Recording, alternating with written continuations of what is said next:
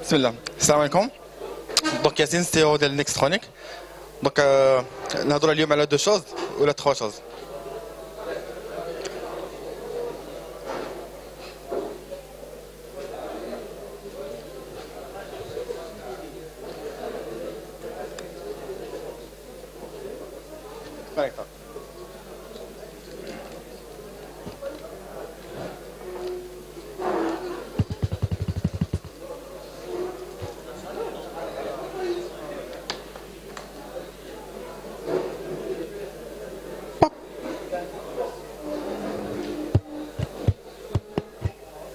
Donc, on va parler trois choses. Donc, la partie IoT, la partie électronique ou la partie impression 3D.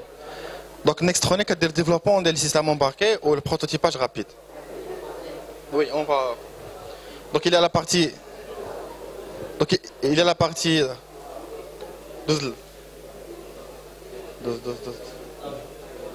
Donc, les objets connectés. Donc, les objets connectés, c'est quoi? Donc après, on va faire la démonstration et les détails des choses.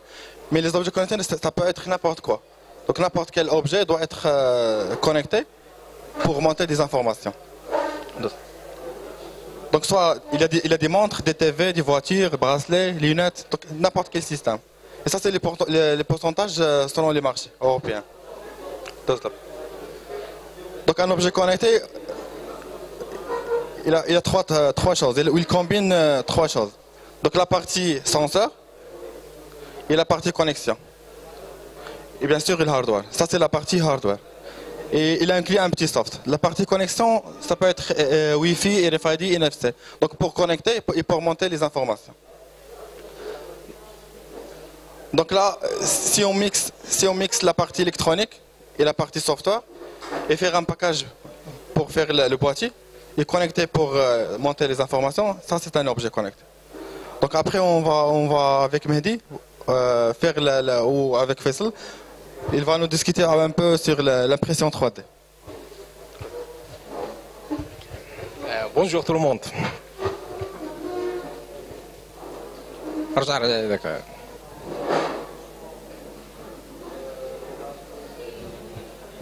خليك حدا زيد Bien. Donc, alors les trois pôles sujets d'aujourd'hui, c'est premièrement tout ce qui est développement soft. Et puis après, il y a tout ce qui est hardware, IoT. Donc on doit connecter le hard. Alors l'impression 3D vient compléter l'ensemble pour constituer un packaging ou la mise en boîte ou le prototypage pour compléter le produit. Alors ça m'a attiré l'attention il y a un instant le fait que la plateforme ScreenDay peut se connecter à l'accéléromètre du portable. L'accéléromètre du portable, donc c'est un type de capteur qui peut être mis en objet connecté via la plateforme. Mais cette tâche, bon, il y a l'accéléromètre, il y a la caméra, il y a un certain nombre de capteurs il y a même des portables qui peuvent mesurer le battement du cœur juste en posant le pouce sur un capteur de portable. Alors nous, on propose un peu plus. Donc avec l'arrivée des objets connectés, on peut fabriquer des cartes qui sont miniaturisées des fois et qui peuvent être connectées et qui peuvent utiliser la plateforme de ScreenDay pour pouvoir faire des tâches qui sont extraordinaires. Alors, je peux faire le tracking. Donc, on a des cartes qui peuvent faire des tracking et se connecter sur la plateforme ScreenDay pour localiser les personnes.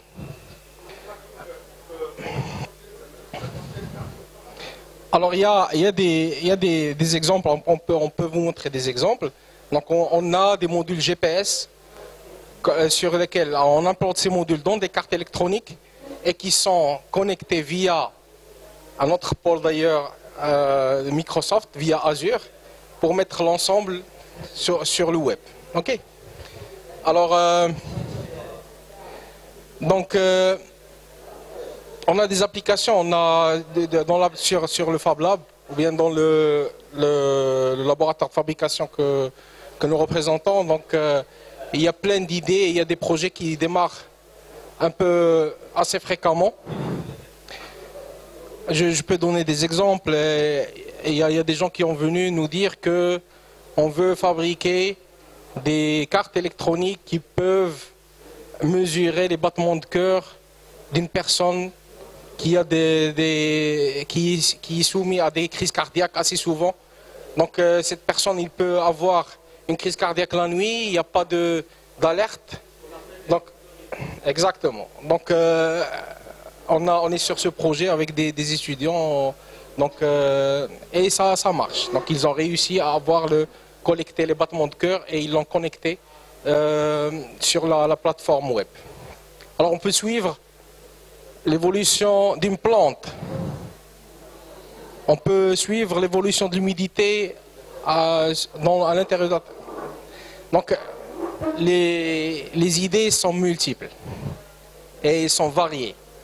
Et là, il y a un domaine et des horizons qui sont très vastes pour la créativité. Donc ça, c'est la partie, si je veux dire, IoT et connecté, et objets connectés, et les possibilités que Nextronic ou bien le Fab Lab peut aider à faire immerger, à faire naître ou à mettre en œuvre. Ok. Donc après ça, l'impression 3D. Alors l'impression 3D, des fois, on a l'idée. On est de bons développeurs. On peut faire appel à des gens qui font de l'électronique pour développer des cartes. Mais après, on n'a pas le concret. On fait des slides, on propose l'idée et ça reste une idée. L'impression 3D vient concrétiser le projet. Donc, je vais faire un boîtier, j'ai une carte, donc je fabrique le boîtier. Je le conçois et je le fabrique et je le mets devant les jurys. Donc, on parlait des jurys et de convaincre les jurys. Alors là l'impression 3D, elle donne des preuves. Et des preuves à l'appui comme quoi j'ai un objet qui marche et je vais le faire fonctionner. Okay. Alors là aussi, les horizons sont très vastes. Donc on a des idées, des concepts en tête qui peuvent être encapsulés dans un volume de 200 sur 200 sur 180. Je l'imagine, le conçois, je le lance pour être imprimé et ça s'imprime. Ok? Alors ça c'est un exemple de projet sur lequel on a travaillé. C'est un robinet. Donc c'est un robinet qui est connecté, qui peut être connecté. Et les commandes et contrôlées, il peut être contrôlé, commandé via le web. Donc on peut avoir l'état de la vanne, elle est ouverte ou pas. Je peux l'ouvrir. On peut avoir un débitmètre effectivement qui peut mesurer exactement. Ça c'est juste un tout petit exemple qui est... Alors à côté il y a une main qui a été imprimée. Alors actuellement nous sommes sur un projet de fabrication de prothèses pour des personnes qui ont perdu leurs mains, etc.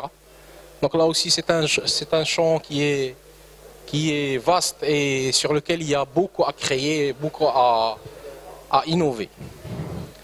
Alors ça c'est un exemple d'encapsuler l'idée. Ça c'est un Raspberry. Je ne sais pas si vous connaissez le Raspberry. Exactement. Donc lui il peut être connecté, il peut être un objet connecté. Donc ça c'est un boîtier qui est imprimé. Donc le Raspberry c'est un boîtier. Alors l'autre c'est un Arduino. C'est un Arduino. Celui-là c'est un clavier en fait.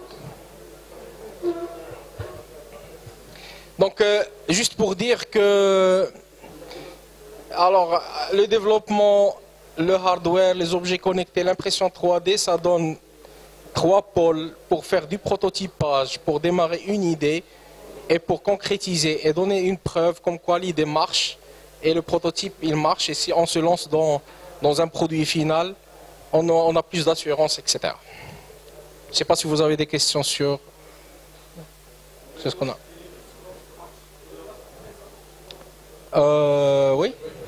Oui, ça marche.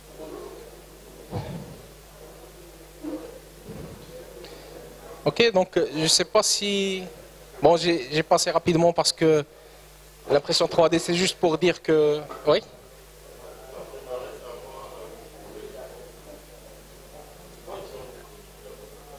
Qui sont nos fournisseurs. Fournisseurs en termes de composants électroniques. Et Chine. Donc c'est la Chine, oui, principalement. Mais on achète aussi de l'Europe. Mais aussi on fabrique ici.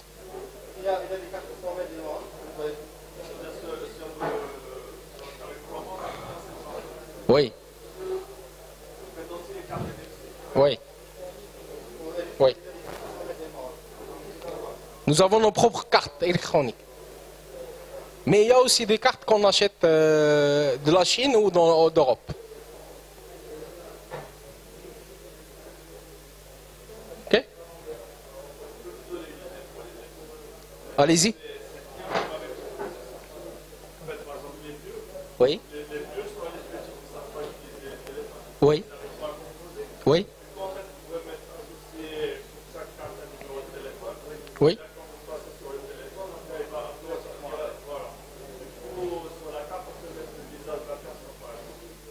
Oui. Comme ça, elle va le reconnaître et l'afficher. Parfait.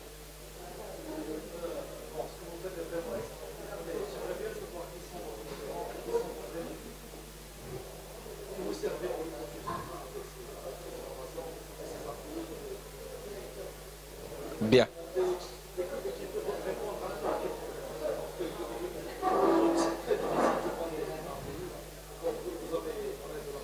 Oui. Oui. D'accord, alors...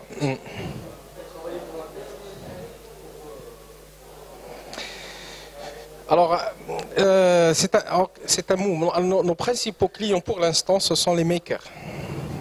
On commence les makers, les gens qui, les fabricants, les fabricants. Mais c'est pas les fabricants. Les fabricants, c'est plutôt les gens qui ont besoin de créer, qui ont besoin d'outils pour créer. Alors ces gens, ils ont besoin, qui font de prothèses.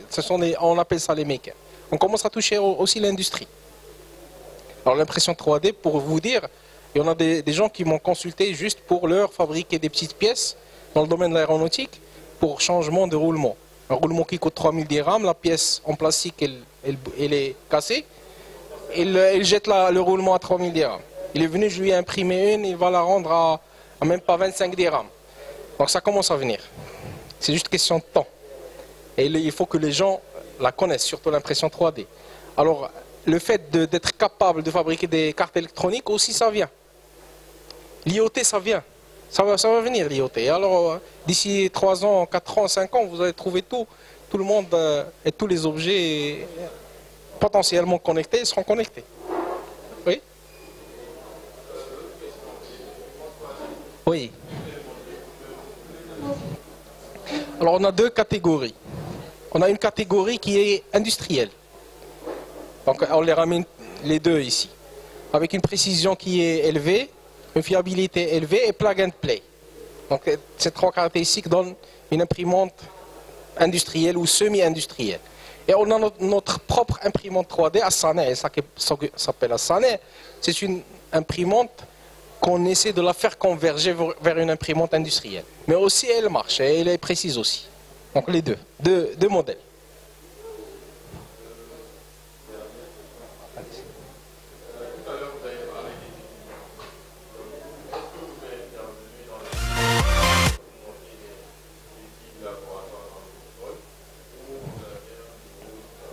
Alors,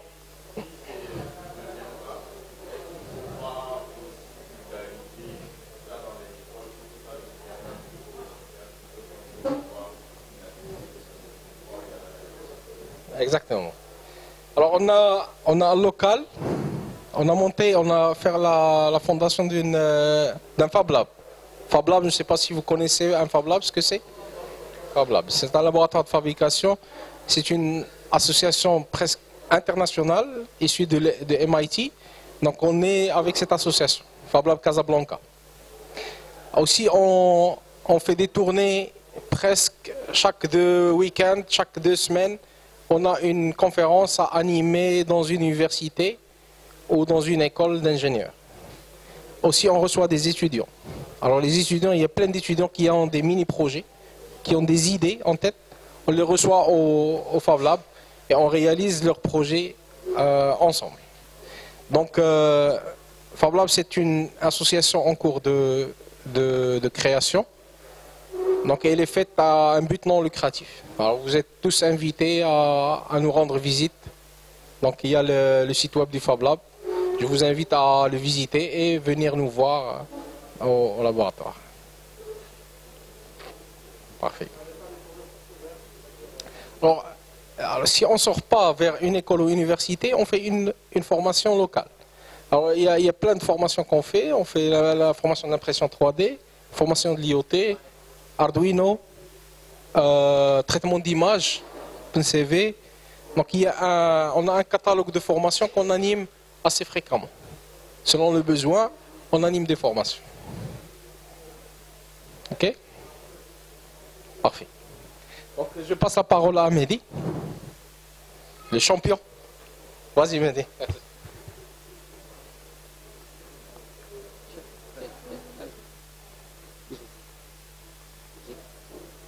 Moi, je vais vous donner une idée plus approfondie sur les objets connectés. Je pense que M. Faisal a donné une idée qui est générale.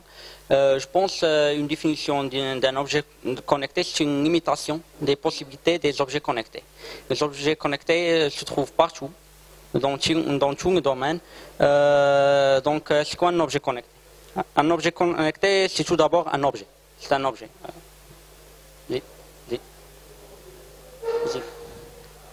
Avec une intelligence. Par exemple, ça c'est un Arduino. C'est une carte qu'on peut programmer pour faire des choses, comme chercher des valeurs qu'on peut tirer d'un objet, comme des senseurs de température, je sais pas. Toute information on peut récupérer d'un objet, on peut utiliser une intelligence. C'est pas une intelligence qui est très très intelligente, mais juste pour récupérer une donnée et envoyer cette information vers un service web pour traiter, visualiser ou utiliser. Donc pour les objets, tous les objets on peut les rendre connectés. Pour l'intelligence qu'on peut utiliser, il y a plusieurs projets open source qui ont été utilisés comme des microcontrôleurs comme Arduino et des mini PC comme Raspberry et Orange Pi pour la chaîne de communication, pour envoyer. Il y a le Wi-Fi, Bluetooth, il y a plusieurs chaînes. Mais après envoyer l'information, on doit traiter l'information, stocker l'information pour l'utiliser après. C'est pour cela qu'on utilise des services web comme des plateformes cloud, qu'on s'appelle maintenant les clouds. Les clouds, c'est pour stocker les informations, gérer les informations, avoir un accès en temps réel à ces informations et envoyer des commandes vers les objets connectés. Il y a des protocoles, maintenant il y a des protocoles web open source, mais on peut créer nous-mêmes.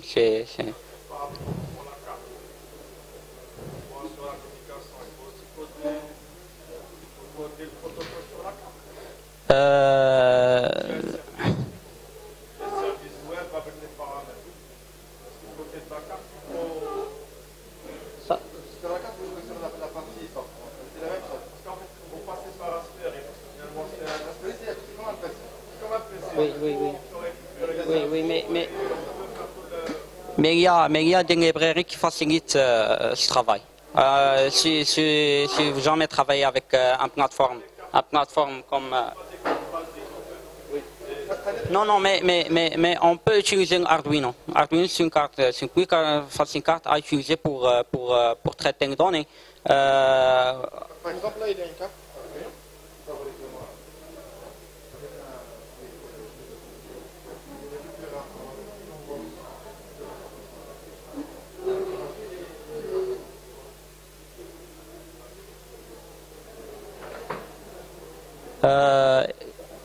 Oui, les clouds. On peut utiliser les clouds pour stocker les données qu'on s'appelle maintenant les big data pour les traiter après.